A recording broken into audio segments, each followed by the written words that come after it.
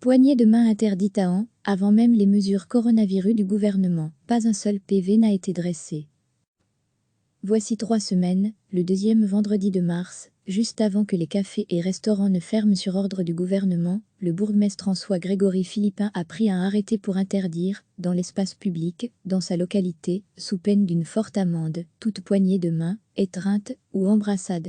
À l'heure d'un premier bilan, il faut se rendre à l'évidence. Personne n'a jamais été sanctionné en fonction de cette mesure, très tôt apparue comme radicale. Les agents de la police zonale, à cheval sur 2 communes, auraient sans doute éprouvé quelques difficultés l'appliquer, avec un territoire divisé en 2 parties avec des normes différentes, faute d'un texte qui uniformise les règlements. Mais surtout, très rapidement, des mesures fédérales sont venues recadrer le confinement. La répression des congratulations, salutations et marques d'affection n'a donc jamais réellement commencé.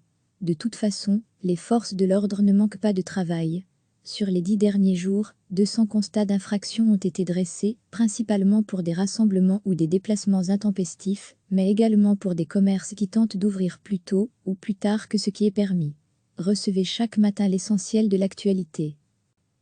Voici 3 semaines, le deuxième vendredi de mars, juste avant que les cafés et restaurants ne ferment sur ordre du gouvernement, le bourgmestre François-Grégory Philippin a pris un arrêté pour interdire, dans l'espace public, dans sa localité, sous peine d'une forte amende, toute poignée de main, étreinte ou embrassade. À l'heure d'un premier bilan, il faut se rendre à l'évidence. Personne n'a jamais été sanctionné en fonction de cette mesure, très tôt apparue comme radicale. Les agents de la police zonale, à cheval sur 2 communes, auraient sans doute éprouvé quelques difficultés l'appliquer, avec un territoire divisé en 2 parties avec des normes différentes, faute d'un texte qui uniformise les règlements.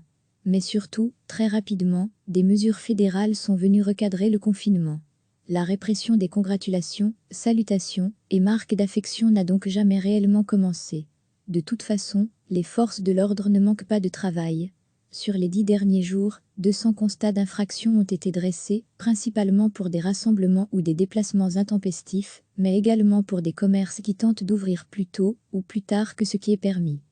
Cliquez sur s'abonner pour recevoir les dernières nouvelles.